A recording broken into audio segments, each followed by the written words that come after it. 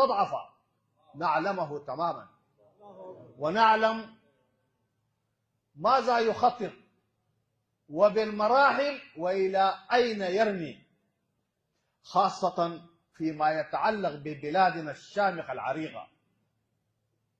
لكن نقولها لكم بوضوح بأننا منذ بداية هذه الحرب لم ولن يأتي يوما فيه ولا أتى تخالجنا لحظة الشعور في عقلنا في قلبنا في مشاعرنا بأننا لن ننتصر على هؤلاء الأوباش إطلاقا.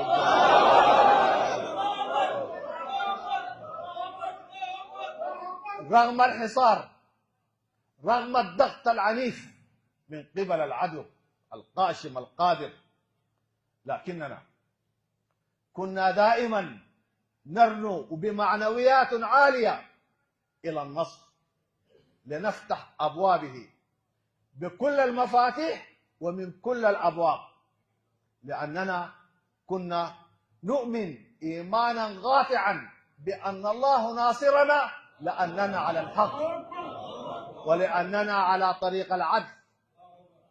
كنا نؤمن تماما بأن الله سينصر أمتنا، لأن أمتنا شعب طيب، شعب صالح، شعب مقاتل، شعب جسور. ولن يأتي يوما وعلى مر التاريخ من الحضارة الفرعونية بعانخي وتهراغ والملك الكنداكا أن انكسرت هذه الأمة إطلاقا. بإذن الله ببطولاتكم، بشجاعتكم، بكل التضحيات التي قدمتموها في قلعة الصمود في دروع التحدي والبسالة، وفي نفس الوقت بكل الجسارة التي قدمها إخوة لكم في تكساس وفي القيادة العامة وفي بحري وفي العيلفون وفي الكدر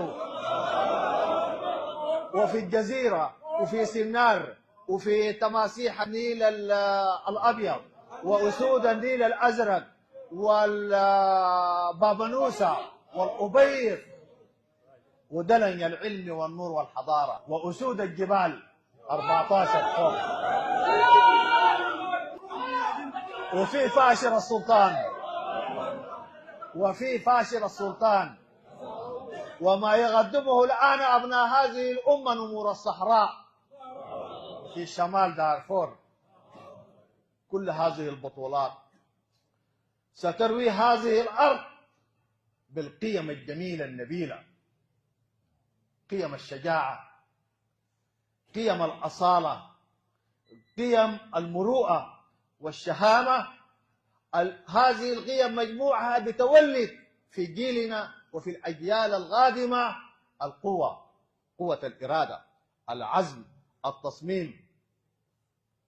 ستطرد وستنفض عننا غبار العمالة والارتزاق والعفن والارتهان للأجنبي مهما كان.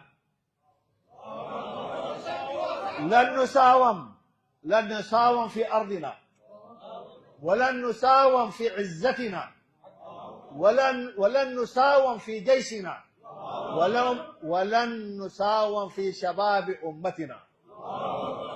القول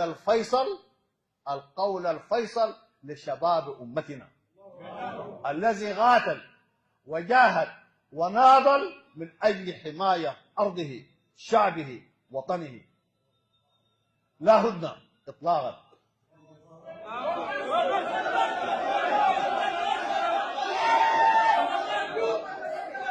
ولا تفاوض إلا تفاوض بسيط بعد الاستسلام لترتيبات ومحاكمات هذه القوى.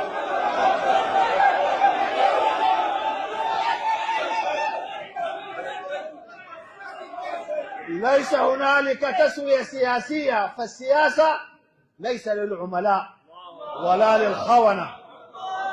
السياسة لأبناء الوطن وشبابه الميامين في كل ربوع بلادنا الذين قاتلوا حماية لأرضهم وعرضهم. نحن يا إخوة تأكدوا تماما إن قيادة القوات المسلحة موحدة واحدة قوية في توافق تام.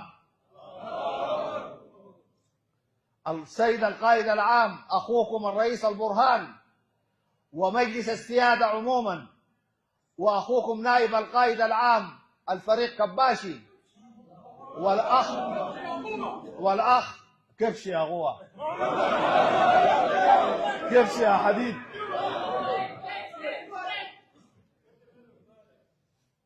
والأخ رئيس الأركان الأخ الفريق أول ود الحسين، والأخ وكل الإخوة في هيئة الأركان، كلنا يد واحدة مع الحكومة المدنية في مجلس السيادة أو في الجهاز التنفيذي أو في الولايات أو المحليات، ومع شعبنا.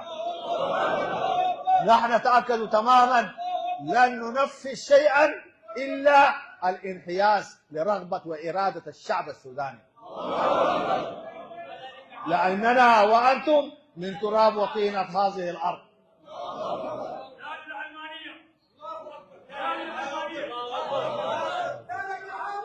والله أنا العلمانية هي شو ذاته ما أعرفها ولا داير أعرفها. نحن يا أخواننا مع قيم شعبنا، مع تقاليد شعبنا. مهما كان الإنسان السوداني الغيور على وطني على شعبه، إذا كان هو شوية كده شايف شبابه، لكن تأبى على نفسه أن يكون مجتمعه غير محافظ ومنحط. هكذا تعلمنا وهكذا تربينا وهكذا مجتمعاتنا في شمال السودان وفي غرب السودان وفي جنوب السودان وفي وسط السودان وفي شرق السودان وفي أي بقعة مباركة من أرض هذا الوطن الحبيب. الكلام معكم يطول والكلام معكم جميل. التحية لكم أبطال الدروع، مصنع الذخيرة، كتائب الإسناد والمجاهدين، كتائب المستنصرين، هجانة، ساس الجيش، إخوتي البواسل، فرسان الوغى. ويكفي دوما أن نقول لهم حفظكم الله، أمن يا جن. والشرطة السودانية يا أخوانا، الحق يقال، الشرطة السودانية في أم درمان وفي بحر قاتلت معنا قتال الأبطال. الله أكبر. ما الاحتياط المركزي فقط، كل إحداث الشرطة وحرب المدن، حتى البومبان، حتى قوات الاقتحام بتاعت الشرطة. فربنا يجزيكم خيرا في وطنكم وفي شعبكم، أبناء الشرطة السودانية الوطنية الباسلة. حياكم الله جميعا، وأنقل تحياتي وتحيات أخوكم الفريق أول والبرهان، والفريق أول الكباشي، والفريق إبراهيم جابر، وأخوكم نائب الرئيس مالك عقار، وكل إخوتنا في مجلس السيادة ورئيس الأركان ونوابي وجميع قادة الوحدات. وإلى لقاء قريب بإذن الله. وبلغوا كل إخوتنا الما قابلناهم، قول لهم عشم الوطن وعزة فيكم، وقول لهم عهدنا معاكم حتى